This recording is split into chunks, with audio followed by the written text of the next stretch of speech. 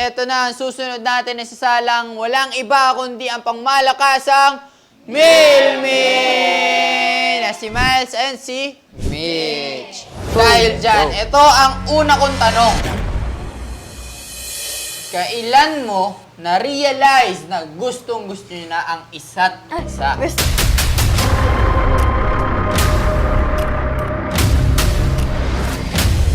Nasabi ko na to dati. Alam mo yung, naalala mo yung nagkita tayo sa SM Dasma? Yung first meet natin. Oo.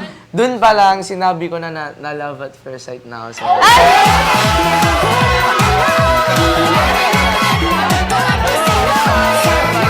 Sa akin naman, syempre hindi naman natin masasabi na bigla mo agad nagustuhan, di ba? Sa akin naman, nagustuhan ko si Miles paunti-unti.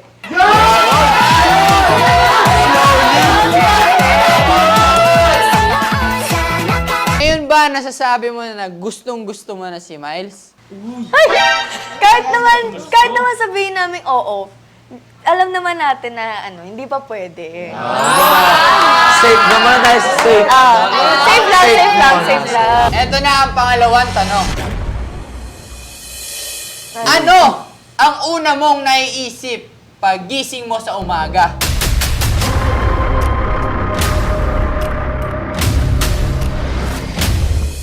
Okay, rektahan na to. Mulat ng mata, kuha ng cellphone, punta sa messenger, i-chat si Mitch.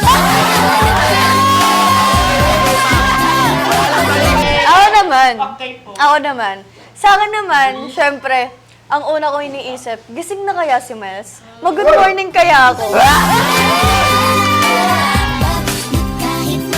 Kasi total, lagi kayo magkasama ngayon. Ito na ang aking tanong. Kung kailangan umalis ng isa sa inyo, mananatili ba kayo as a love team kahit long distance relationship?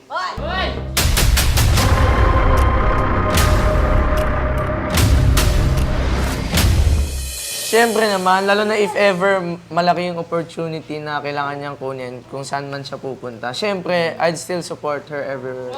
Kahit saan siya pumunta.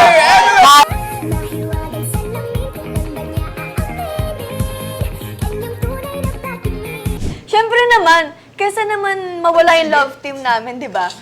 Magtitiis na lang ako sa LDR kesa mawala yung love team namin. Uy! Kasi hindi ko kaya mawala, Hindi ko kaya mawala.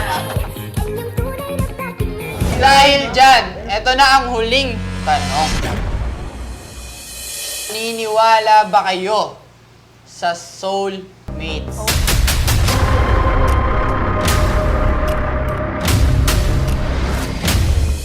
Ako talaga actually before, hindi ako naniniwala. Pero nung nakilala ko itong isang magandang babae.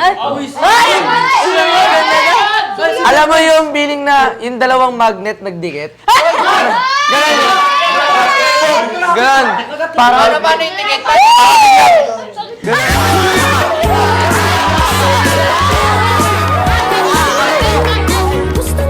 Para sa akin, hindi naman sa tagal yun eh. Hindi naman sa tagal ng love team namin yun. Ako naniniwala ako na soulmate talaga kami ni Miles. Kasi meron kaming connection na kahit kailan hindi matitibag ng kahit sino.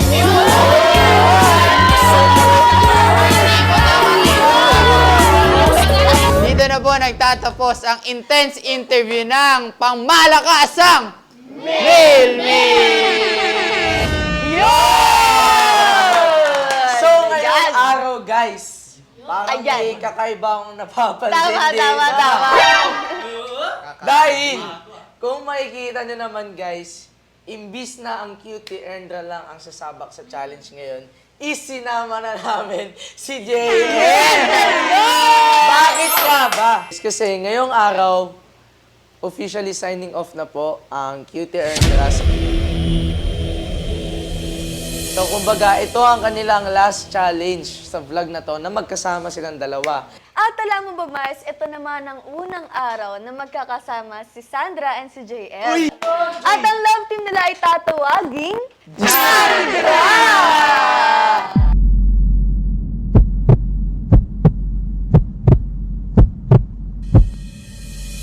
Okay, unang tanong. Do you believe in soulmates?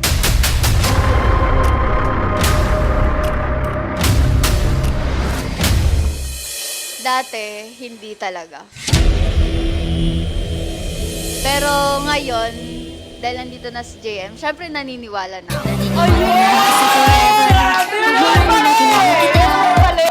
Pakinggan naman natin si Ernest.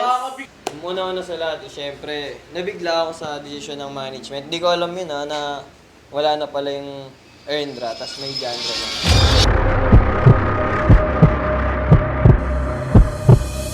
So ayun, sasagutin ko na yung tanong kung naniniwala ba ako sa soulmates. Nung una ako talaga naniniwala talaga ako sa soulmates. Pero ngayon, parang hindi na. Ay. May iba Bakit na naman? Nag-iba na. Ayun. Ano kaya ang sagot ni JM dyan? Ako, para sa akin, naniniwala talaga ako sa soulmates. Kasi totoo talaga yan eh. Kapag tinadhana talaga kayo at kung kayo talaga yung para sa isa't isa, yun na yun eh. Tama nga naman, tama nga naman. Pangalawang tanong. Anong pakiramdam nyo sa isa't isa pag magkahawak kayo ng kamay?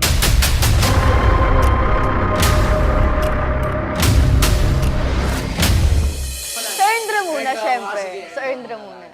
Wala lang. Parang nothing special. Ay, sakit naman nun. Ngayon, meron pa rin syempre. Kasi ako nabigla lang ako eh. Kung sa kanya, wala na. Pero sa akin, meron pa din.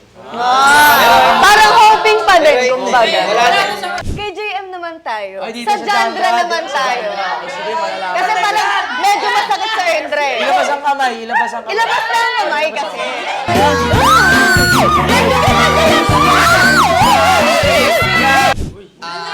Eto, sa pagiging totoo lang, kasi Ayun. kasi first time, di ba? First time. At syempre, ako yung host nyo. And first time lang to para sa akin. So, kaya ang masasabi ko guys ay, syempre, wala pa din na parang pausbong pa lang.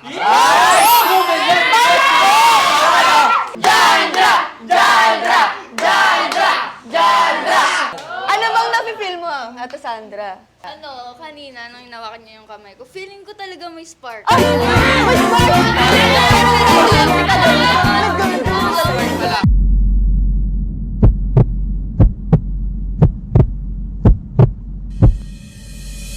Okay, panghuling tanong na tayo. Okay, ito. Ano ang una mong naiisip pag gising mo sa umaga?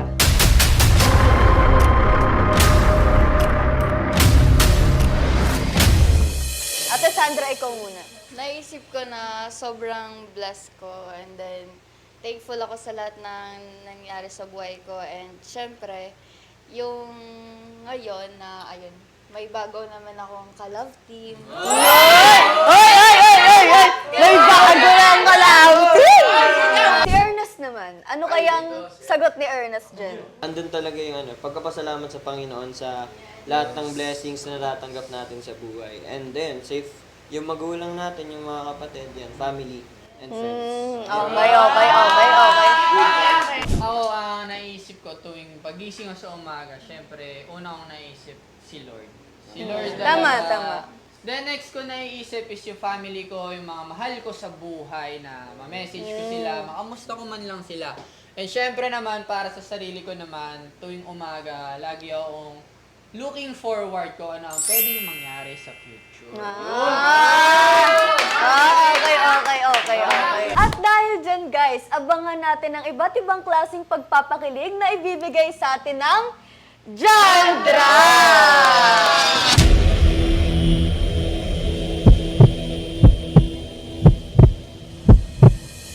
Kaya naman guys, dito na po nagtatapos ang intense interview challenge ng Cutie Erndra at syempre ng Jandra!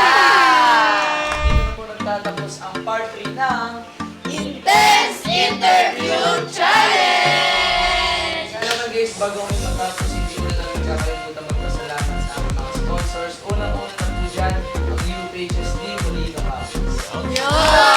At syempre nagpapasalamat din po kami sa nag-aalaga ng aming hair, Arma Salon.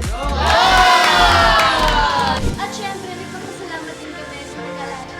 Face and Skin, ang DRM, Face and Skin. And thank you so much din po sa lahat nagpapasalamat rin ako sa sumusuporta sa Chelsea.